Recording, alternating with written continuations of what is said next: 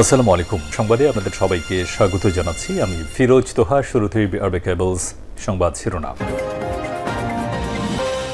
বাংলাদেশের সর্বশেষ গুরুত্বপূর্ণ আপডেট সংবাদ আপনাকে স্বাগত। শুরুতেই সংবাদ শিরোনাম, পরে বিস্তারিত। শুরুতেই জানাবো, বিমস্টেক সম্মেলনের ফাঁকে ডক্টর মোহাম্মদ ইউনূসের সঙ্গে মোদির বৈঠকের উদ্যোগ। বে of Bengal initiative for multi-sectoral technical and economic operation BIMSTEC শীর্ষ সম্মেলনে ফাঁকে ভারতের প্রধানমন্ত্রী নরেন্দ্র মোদী ও অন্তর্বর্তীকালীন সরকারের প্রধান উপদেষ্টা প্রফেসর ডক্টর মোহাম্মদ ইউনূসের মধ্যে বৈঠকের আয়োজনে দিল্লির সঙ্গে যোগাযোগ করেছে ঢাকা। পররাষ্ট্র উপদেষ্টার বরাত দিয়ে ভারতীয় সংবাদ মাধ্যম এএনআই এই সংবাদ নিশ্চিত করেছেন। এরপর জানাবো, আওয়ামী লীগকে নিষিদ্ধ করার কোনো পরিকল্পনা অন্তর্বর্তীকালীন সরকারের নেই বললেন প্রধান উপদেষ্টা। আওয়ামী লীগকে নিষিদ্ধ করার কোনো পরিকল্পনা নেই বলে জানিয়েছেন অন্তর্বর্তীকালীন সরকারের প্রধান উপদেষ্টা প্রফেসর ডক্টর মোহাম্মদ ইউনূস। বৃহস্পতিবার 20 মার্চ ইন্টারন্যাশনাল ক্রাইসিস গ্রুপের প্রেসিডেন্ট ও প্রধান নির্বাহী কমফোর্ট ইরোর সঙ্গে বৈঠকে সব কথা বলেন তিনি। এদিকে ইউপির সদস্যের ঘরে মিলল বিজিএফের 128 বস্তা চাল। ইউপির সদস্য পলাতক। কিশোরগঞ্জের ঘটনা। কিশোরগঞ্জের ইটনামাইন উপজেলার বাদলা ইউনিয়নের 5 নং ওয়ার্ডের ইউপি সদস্য মোহাম্মদ রোকনউদ্দিনের বাড়ি থেকে 128 বস্তা বিজিএফের চাল জব্দ করা হয়েছে। এরপর তিনি পলাতক রয়েছেন বলে জানা গেছে।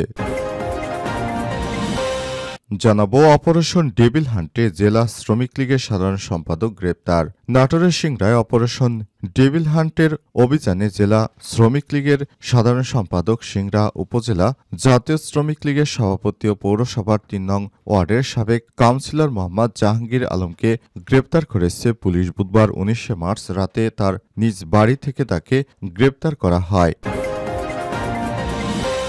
এদিকে হত্যাসহ 24 মামলার আসামি ভাইপো রাকিব গ্রেপ্তার। যশোরের চিহ্নিত সন্ত্রাসী ও হত্যাসহ 24 মামলার আসামি ভাইপো রাকিবকে আটক করেছে জেলা পুলিশের গোয়েন্দা শাখা ডিবি। বৃহস্পতিবার 20 মার্চ রাতে শহরের বেসপাড়া এলাকা থেকে তাকে আটক করা হয়। আটককৃত কাজী রাকিব ওরফে ভাইপো রাকিব শঙ্করপুর এলাকার তৌহিদুল ইসলামের ছেলে। এবং সর্বশেষ জানাবো, ভারতে হাসিনা ট্রাম্প সাক্ষাৎকারের দাবিটি মিথ্যা।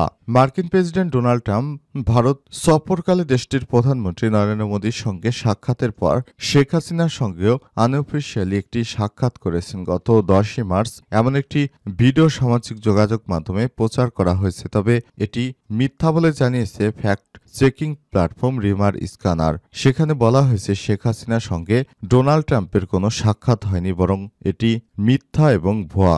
বিভিন্ন আওয়ামী লীগের গ্রুপে প্রচার করা হচ্ছে, দাবিটি মিথ্যা। প্রিয় দর্শক, এতক্ষণ শুনছিলেন সংবাদ শিরোনাম, এবারে বিস্তারিত।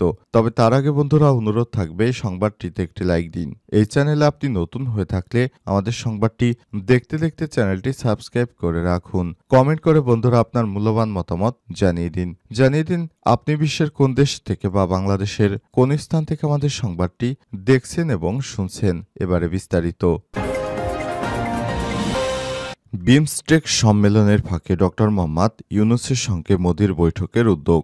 বে of Bengal initiative for multi sectoral technical and economic operations BIMSTEC শীর্ষ সম্মেলনের ফাঁকে ভারতের প্রধানমন্ত্রী নরেন্দ্র মোদী ও অন্তর্বর্তীকালীন সরকারের প্রধান উপদেষ্টা অধ্যাপক ডক্টর মোহাম্মদ ইউনূসের মধ্যে বৈঠকের আয়োজনে দিল্লির সঙ্গে যোগাযোগ করেছে ঢাকা। পররাষ্ট্র উপদেষ্টার বরাত দিয়ে ভারতীয় সংবাদ মাধ্যম এএনআই এই সম্মেলনের আয়োজন করেছে। এএনআই পররাষ্ট্র উপদেষ্টা মোহাম্মদ তৌহিদ হোসেনকে জানান, বিমস্টেক সম্মেলনের ফাঁকে আমাদের দুই নেতার মধ্যে দ্বিপাক্ষীয় বৈঠকের আয়োজনের প্রচেষ্টা চলছে। এ নিয়ে আমরা ভারতের কূটনৈতিকদের সঙ্গে যোগাযোগ করছি। এর আগে জাতিসংঘের সাধারণ অধিবেশনের ফাঁকে ভারতের প্রধানমন্ত্রী নরেন্দ্র মোদী ও অন্তর্বর্তীকালীন সরকারের প্রধান উপদেষ্টা অধ্যাপক ডক্টর মোহাম্মদ ইউনূসের মধ্যে বৈঠকের জন্য বাংলাদেশের পক্ষ থেকে চিঠি দেওয়া হয়েছিল, তবে সে সময় দুই নেতার বৈঠকটি হয়নি। বাংলাদেশের পক্ষ থেকে ভারতের প্রধানমন্ত্রীর সঙ্গে বৈঠকে পেতে গত বুধবার আনুষ্ঠানিকভাবে চিঠি দেওয়া হয়, তবে সেই চিঠিতে এখনও সাড়া পায়নি ঢাকা। ফলে বাংলাদেশ ও ভারত সরকারের শীর্ষ পর্যায়ের বৈঠকটি এখনও নিশ্চিত করা যায়নি। বৈঠকটি হলে এটাই হবে অন্তর্বর্তীকালীন সরকারের শীর্ষ পর্যায়ের সঙ্গে ভারতের প্রথম বৈঠক। আগামী 2 থেকে 4 এপ্রিল থাইল্যান্ড ষষ্ঠ বিমস্টেকের শীর্ষ সম্মেলন অনুষ্ঠিত হবে। এই সম্মেলনে ভারতের প্রধানমন্ত্রী এবং বাংলাদেশের প্রধান উপদেষ্টার অংশগ্রহণের কথা রয়েছে। এর ফলে যোগ দিতে আগামী ৩ এপ্রিল ব্যাংককে যাবেন প্রধান উপদেষ্টা এবং সম্মেলন শেষ করে ৪ এপ্রিল ঢাকায় ফিরে আসার কথা রয়েছে। উল্লেখ্য, শেখ হাসিনা পালিয়ে যাবার পর ভারতের প্রধানমন্ত্রীর সঙ্গে বাংলাদেশের সম্পর্ক বেশ উষ্ণ হয়ে পড়ে এবং এই বিষয়টি সলভ করার জন্য বাংলাদেশের পক্ষ থেকে চেষ্টা চালিয়ে যাওয়া হচ্ছে। আওয়ামী লীগকে নিষিদ্ধ করার কোনো পরিকল্পনা অন্তর্বর্তীকালীন সরকারের নেই বললেন প্রধান উপদেষ্টা। আওয়ামী লীগকে নিষিদ্ধ করার কোনো পরিকল্পনা নেই বলে জানিয়েছেন অন্তর্বর্তীকালীন সরকারের প্রধান উপদেষ্টা অধ্যাপক ডক্টর মোহাম্মদ ইউনূস। বৃহস্পতিবার ২০ মার্চ ইন্টারন্যাশনাল ক্রাইসিস গ্রুপের প্রেসিডেন্ট ও প্রধান নির্বাহী কমফোর্ট ইরোর সঙ্গে বৈঠকে সব কথা বলেছেন তিনি। প্রধান উপদেষ্টা জানান, আওয়ামী লীগ নিষিদ্ধ করতে হবে না, তবে দলটির যারা মানবতা বিরোধী অপরাধের সঙ্গে জড়িত তাদের বিচার নিশ্চিত করতে হবে। নির্বাচনের সময়সীমা নিয়ে তিনি বলেছেন, নির্বাচনের জন্য দুটি সময়সীমা ঠিক করা হয়েছে। একটি সময়সীমা পরিবর্তন হবে না। রাজনৈতিক দলগুলো যদি নির্বাচনের আগে সীমিত আকারে সংস্কার চায় তাহলে ডিসেম্বরে নির্বাচন অনুষ্ঠিত হবে এবং বৃহত্তর পরিসরে প্যাকেজ চাইলে আগামী বছর জুনের মধ্যে নির্বাচন হবে। প্রধান উপদেষ্টা বলেছেন, জুলাই মাসে অভ্যুত্থানের অপরাধের বিষয়ে জাতিসংঘের ফ্যাক্ট ফাইন্ডিং মিশনের প্রতিবেদনের পরিপ্রেক্ষিতে সরকার আওয়ামী লীগ নেতাদের হেগের আন্তর্জাতিক অপরাধ আদালতে পাঠানোর সম্ভাবনা নাকচ করেনি। প্রফেসর ডক্টর ইউনূস বলেছেন, বিষয়টি আলোচনার মধ্যে রয়েছে। প্রধান উপদেষ্টা আরও বলেছেন, বৃহস্পতিবার ২০ মার্চ ঐক্যমত্য কমিশন রাজনৈতিক দলগুলোর সঙ্গে আলোচনা শুরু করেছে। তিনি বলেন, জুলাই সনদ চূড়ান্ত ও স্বাক্ষর করার পরিকল্পনা রয়েছে যা সরকারের নীতিগুলোর দিক নির্দেশনা দেবে। ইন্টারন্যাশনাল ক্রাইসিস গ্রুপের কর্মকর্তা এই সপ্তাহে রোহিঙ্গা বিদ্রোহী নেতা আতাউল্লাহর গ্রেপ্তারে প্রশংসা করে এটিকে শরণার্থী শিবিরে শান্তি এবং স্থিতিশীলতার জন্য অন্তর্বর্তীকালীন সরকারের প্রতিশ্রুতির লক্ষণ বলে অভিহিত করেছে।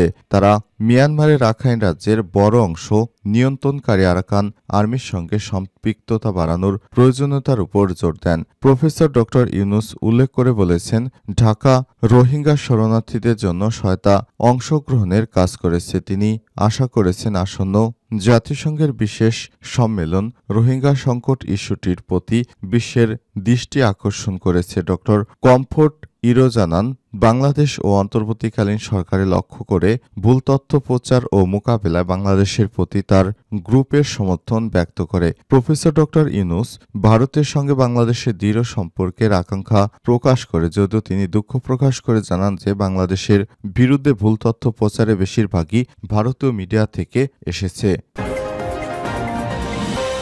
ইউপি সদস্যের ঘরে মিলল ভিজিএফের ১২৮ বস্তা চাল। ইউপি সদস্য পলাতক। কিশোরগঞ্জের ইতনা উপজেলার বাদলা ইউনিয়নের ৫ নং ওয়ার্ডের সদস্য মোহাম্মদ রোকনউদ্দিনের বাড়ি থেকে ভিজিএফের ১২৮ বস্তা চাল উদ্ধার করা হয়েছে। বৃহস্পতিবার ২০ মার্চ বিকেলে উপজেলার বাদলা ইউনিয়নের ধানেশ্বর গ্রামে অভিযান চালিয়ে ৩০ কেজি ওজনের ১২৮ বস্তা চাল উদ্ধার করা হয়েছে। সংশ্লিষ্ট সূত্র থেকে জানা গেছে, পবিত্র ঈদ উল ফিতর উপলক্ষে হতদরিদ্রদের মাঝে বিতরণের জন্য উপজেলার বাদলা ইউনিয়নে চাল বিতরণ চলছিল। গোপন সংবাদের ভিত্তিতে জানা যায়, ইউপির ৫ নং ওয়ার্ডের সদস্য মোহাম্মদ রোকনউদ্দিন সেই চাল আত্মসাৎ করেন এবং খবর পেয়ে উপজেলা প্রশাসন বাদলা ইউনিয়নের থানেশ্বর গ্রামে তার নিজ বাড়িতে অভিযান চালিয়ে এই উদ্ধার করে চাল। তবে অভিযানের সময় কাউকে আটক করা সম্ভব হয়নি। ইউপির সদস্য পলাতক রয়েছেন।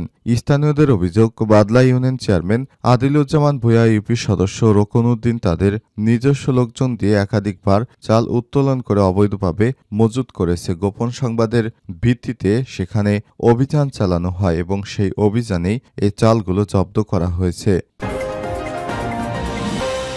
অপারেশন ডেভিল হান্টে জেলা শ্রমিক লীগের সাধারণ সম্পাদক গ্রেপ্তার।